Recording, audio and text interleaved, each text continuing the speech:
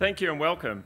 It's fantastic to be here this year and have the support of New Zealand's best breeders amongst us today. So we held an event like this last year, which many of you are at in October, which wasn't the best time of year, but it was, but we got great support, and so we decided to hold the event again today.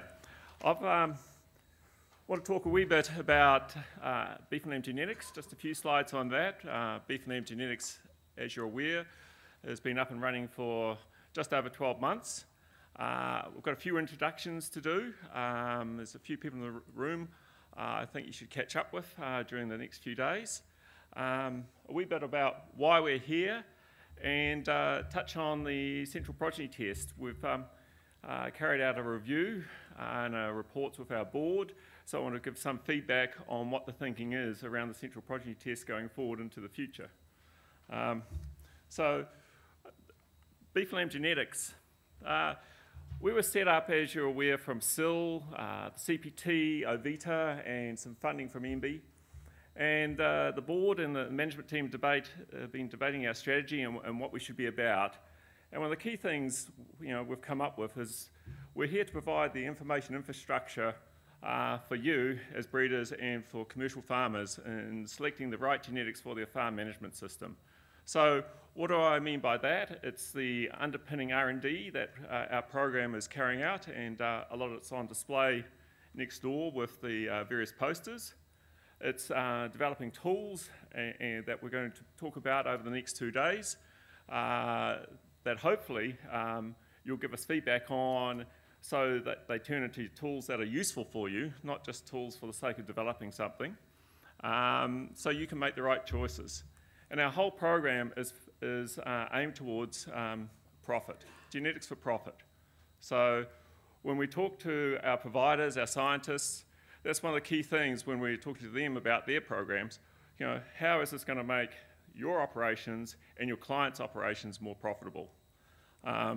And to help with those conversations between yourself and your clients, we've developed a number of cornerstones, what we call the genetic cornerstones.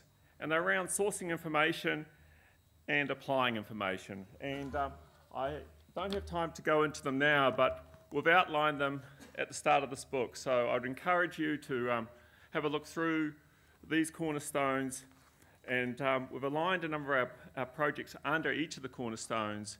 And this is still a work in progress. So over the next few days, if you can just have a look through this and give myself and my colleagues feedback on if we're heading in the right directions with these. But it's all about trying to help those conversations make it possible to have the right communication between yourself and your clients. The other thing, I've got a few introductions to do. Now, there's a lot of names on this, and one of the things, this is like, the All Black squad for the Rugby World Cup. In this room, we've got the best team supporting sheep genetics anywhere in the world. I know we've got an Australian talking next, but he's in the Wallabies, training squad. So, and there's others who work in our program because of their location or whatever, they can't be here today. So this is, there's a few apologies down the bottom. So I would ask you, those on the list, just to stand up for a minute. I'm not going to go around the room individually, but just stand up for a second. Just stand up. These are the people. So I'll encourage you, the breeders and everyone else, to put the faces to the names over the next 2 days.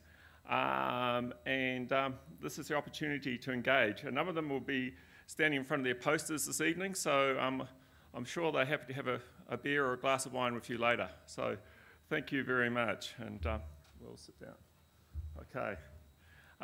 The other introduction I'd like to introduce is Dr. Phil Wilcox.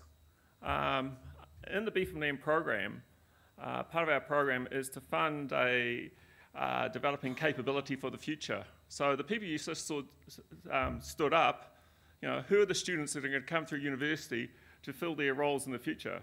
and it's through your levies and government funding that's going into our program that is going to build the capabilities for the future. And we're, I think on August the 4th, Phil starts, and Phil's here, so I'd like if Phil can just stand up and say a few words.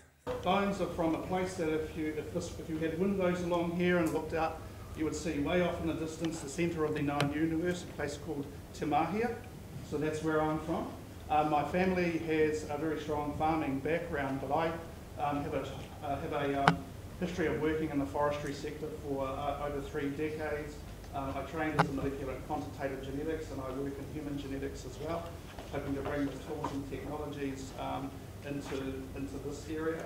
My role with Otago is Graham has alluded to, is to establish a course in a Master of Applied Science with an emphasis on quantitative genetics to train the next generation of geneticists. So I'm looking forward to talking to folks here and learning lots.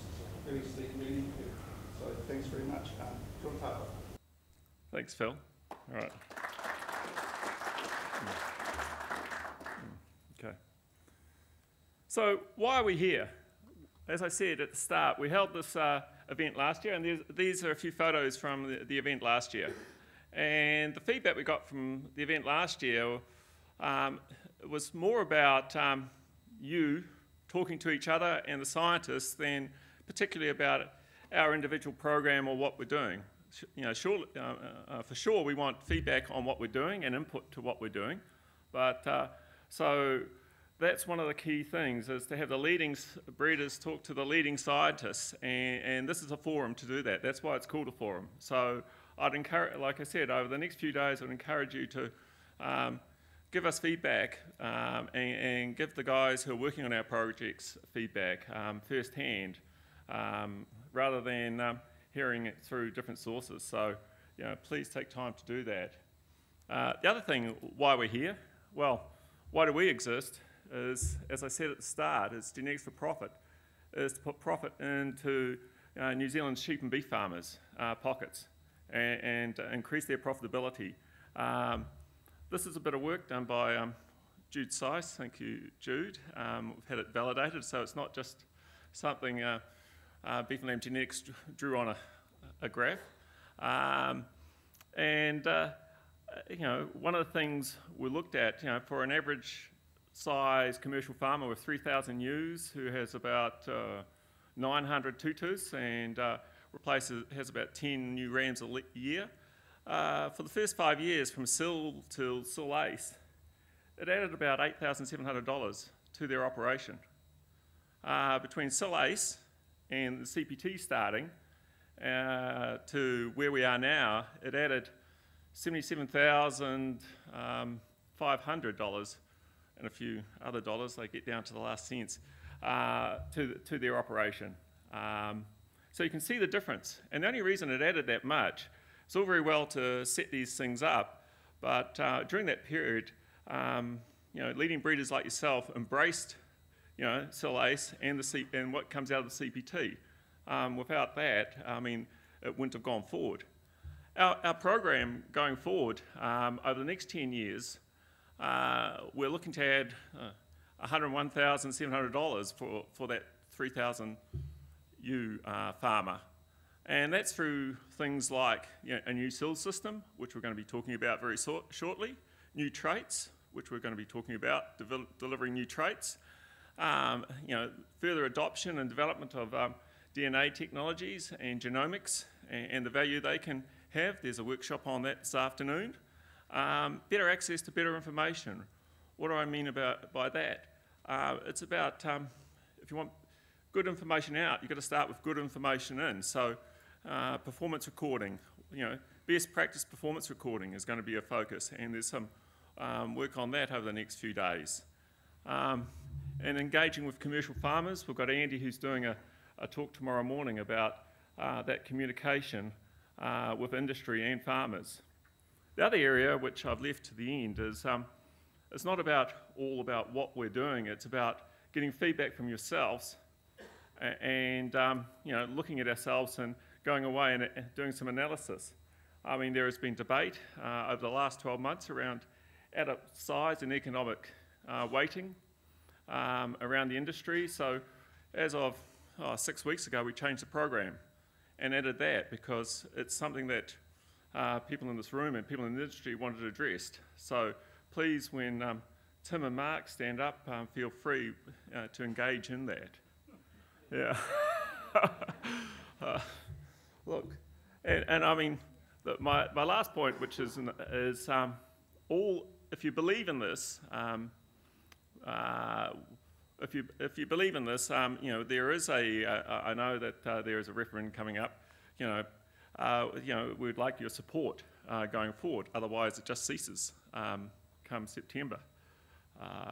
Okay. In terms of the central progeny test, this is the key things that Brian Wickham, who helped us with the review. I don't know if many of you know Brian Wickham. He is a New Zealander who graduated from Massey, PhD. He worked for LIC, and then he went to Ireland and was CEO of the Irish Cattle Breeding Federation for 16 years and stepped down in about 2012 and now is a consultant. Irish Cattle Breeding Federation is just not cattle. They have took on sheep in, I think, was it 2008? 2008, so they look after the sheep evaluation. And interestingly, he wrote a report, and I was reviewing some other information recently, and there was a report by Peter Amer from some years ago, actually came up with similar concepts. So it's not like it's just, you know, new out of the block, but B+LNZ genetics gives us the opportunity to take these recommendations and look at what's good for the industry. So we want to focus on genetics, R&D and communication to industry, and we're not sure, well, that the current system is focused on R&D and genetics, but probably is not a great way of communicating to industry. The CPT flocks are really there for connectedness and R&D, and you know, so without the CPT as a, dare I use the word hub, you know, it helps drive those SIL-ACE evaluations. So, so that's what we're looking at for the existing sites. In terms of demonstrating where the best genetics are in the industry, and I was talking with Murray Berendt last week and Invercargill, and why they got into the CPT was actually they wanted to showcase where the best genetics are. So we're looking at setting up some next generation flocks. I've got a slide, the next slide will explain more, to demonstrate where the best genetics are, and they'll help with communication to industry. There are some other sort of operational items that came out of the review in terms of use slaughter data, kill all on the same day rather than just kill at different dates, so that it can be used in the evaluation. And very importantly, to get best practice performance recording at these sites. If we expect, and many of you are doing a great job of best practice, if we expect that, our own sites have to be a showcase for it. And I dare to say not all the sites are up to the same standard, or the CPT sites are up to that. EID, electronic recording, DNA parentage, yeah. Okay, I'm getting the 1 minute flag. So, okay.